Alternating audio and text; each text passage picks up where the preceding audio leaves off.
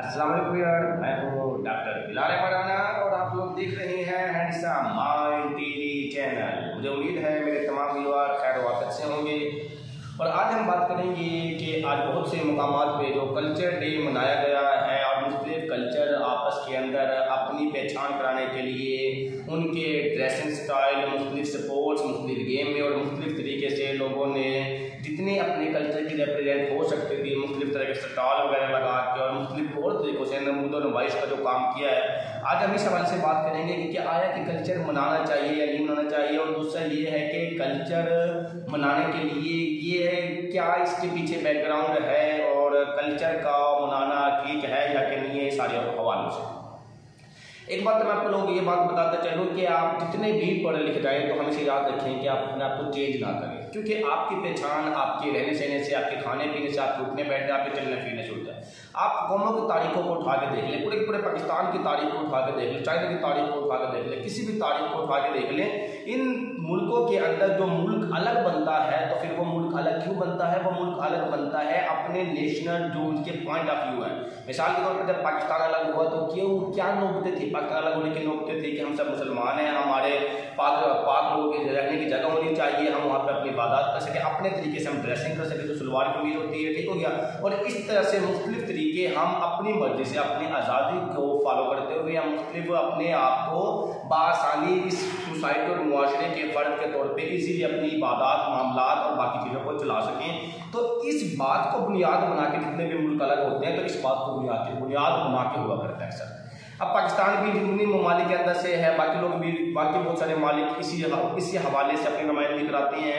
अब हम स्पेसिफिक बात कर लेते हैं कि पाकिस्तान के अंदर जो इन दिनों कल्चर डे मनाया गया है तो वो मुख्तलिफ जगह पे मुख्तलिफ लोगों ने अपने आप की नुमाइंदगी कराई है। सिंधी लोगों ने अपने सिंधी अदसक वगैरह इस्तेमाल किए हैं, पंजाबी लोगों ने अपना चोला वगैरह इस्तेमाल किया है, उस तरीके से सरहदी लोगों ने, पठानों ने अपना ड्रेस इस्तेमाल किया है मुख्तलिफ तरीके से, और बलोची लोगों ने अपना ड्रेस इस्तेमाल किया है। तो याद रखें कि कल्चर मनाना एक अच्छी चीज़ है, इसके अंदर मैं ये नहीं कहना चाहूँगा बुरी चीज़। मसला ये कि आप एक बंदा है अगर वो अपने वालिदैन की लैंग्वेज को छोड़ देता है, मैं कहता उसका पढ़ा लिखा होने और ना होने की जैसे ही है। बहुत सारे लोग थोड़ी सी दो जमातें तालीम हासिल करने के बाद वो समझ लेते हैं कि बस अब हम एक नई इन्वायरमेंट में आ गए तो हम अपनी लैंग्वेज को छोड़ दें। मैं इस चीज़ को शरिया बिल्कुल गलत समझता हूँ, क्योंकि इसकी वजह ये है कि आप अपने माँ बाप के, आप अपने बहन भाइयों के, आप अपनी फैमिली के जो ट्रेडिशन है, जो रवायत है, उसको नहीं छोड़ सकते। आपकी पहचान उससे होती है। मसलन एक राजपूत है, वो चाहे PhD कर जाए, MPhil कर जाए, लेकिन उसको रांगड़ी आनी चाहिए, उसको उसमें बात करना आना चाहिए, उसको उसके मुताबिक नुमाइंदगी करनी आनी चाहिए। इस तरीके से अगर कोई और सराइकी कल्चर है तो उसके हवाले से उसको सराइकी लैंग्वेज बाकी सारी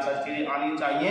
बात यह है कि अगर उसको इत्तफाकन नहीं सीखी गई तो वो एक अलग चीज़ है, चले डजन मैटर। लेकिन एक बंदा अगर अपने आप को यानी डिग्रेड महसूस करते हैं, ऐसे कहें, तो इंतहाई अफसोस करने की बात है। बंदे को ना अपने आप पे मान महसूस होनी चाहिए, बंदे को अपने कल्चर पे मान महसूस होनी चाहिए, बंदे को अपने माँ बाप की लैंग्वेज पे मान महसूस होनी चाहिए, बंदे को अपने माँ बाप के रहने के स्टाइल पे मान महसूस होनी चाहिए, बंदे को अपने आबाओ अजदाद के जो कानून पे मान महसूस होना चाहिए, बंदे को जो खुद बजाते खुद होता है उसके ऊपर मान महसूस होना चाहिए। आप चाहे जितने मर्जी कल्चर को चेंज कर ले, आप अमेरिका चले जाए, दुबई चले जाए, किसी मुल्क में चले जाएँ, आप जैसे भी जाएँ, जहाँ भी जाएँ, लेकिन एक चीज़ को आपने हमेशा याद रखना, वो ये है कि आपकी पहचान आपके कपड़ों से होती है, आपकी पहचान आपके रहने सहने से होती है। अगर आप सलवार कमीज पहन के किसी और मुल्क के अंदर, अंग्रेजी मुल्क के अंदर खड़े होकर अपनी पहचान करवाते हैं तो ये गुड गेस्चर जाता है। अगर एक आर्मी का बंदा अगर आर्मी की यूनिफॉर्म पहन के किसी जगह पे जाकर नुमाइंदगी कराता है तो एक गुड जेस्चर जाता है। बिल्कुल इसी तरीके से अगर आप अपने उसको कल्चर को आप प्रमोट करते हैं, आगे लेके चलते हैं, तो फिर वो चीज़ आपको बहुत आगे ले जाती है। अब जितने भी मुल्कों के अंदर तनज़्ज़ुलियाँ आई हैं, तरक्कियाँ ख़त्म हुई हैं या वो पस्ती की तरफ गए हैं, उसकी वजह से एक बढ़ गई थी कि दूसरे मुल्कों ने अपनी कल्चर को उस मुल्क के अंदर ला के आज तरह से शुरू कर दिया। अब बरसगीर पाक व हिंद के अंदर ऐसे ब्रिटिश गवर्नमेंट आया तो उन्होंने अपनी कल्चर को फॉलो किया और हमने पैंट शर्ट और बाकी चीज़ें पहनने शुरू कर दी। इस तरीके से अब चाइना के अंदर चले, चाइना के समझदार मुल्क के वो अपनी कल्चर को नहीं छोड़ता, अपनी ज़ुबान को नहीं छोड़ता, वो जहाँ रहते हैं वो चाइना के अंदर बात करते हैं। तो कल्चर के अंदर आपका ज़ुबान, रहना सहना, उठना बैठना, चलना फिरना, खाना पीना, आपके त्यौहार, आपके रस्म रिवाज, आपके तौर तरीके, आपकी हर चीज़ तो शामिल है। इसका मतलब ये हुआ कि अगर आप इसको फॉलो करते हैं तो इसका मतलब आपको अपने ऊपर मान महसूस होता है। अगर आप इसको फॉलो करते हैं तो आपको अपने माँ बाप के ऊपर, आपको अपने आबा अजदाद के ऊपर मान महसूस होता है। और अगर आप इसको दो जमातें पढ़ के और अगर आप इसको जो है ना इनका बुरा समझते हैं तो इनका अफसोस और अलविया की बात है। इसीलिए मैं समझता हूँ कि आप लोगों को कल्चर मनानी चाहिए, आप लोगों को अपनी नुमाइंदगी करनी चाहिए, आप लोगों को इस नुमाइंदगी के हवाले से अपने इवेंट रखने चाहिए। और अगर आप ये चीज़ें मनाते हैं, ये चीज़ें लेके चलते हैं तो इसका मतलब आपको लाइफ के अंदर अपनी बका का ख्याल है, आपको अपने रहने सहने का ख्याल है। आज का मतलब ये है कि आप सर्वाइव करना जानते हैं, इसका मतलब ये कि आप जिंदा कौम हैं, इसका मतलब ये है कि आप आसानी सोसाइटी में एडजस्ट होने के काबिल हैं। मुझे उम्मीद है कि जो बातें मैंने की हैं तो आपको समझ भी आ गई होंगी और आप अपने माँ बाप के और बाकी आबावी अजदाद के जो तौर तरीके हैं उसके मुताबिक चलते हुए मान महसूस किया करें। आपको मेरी ये बातें याद आएंगी।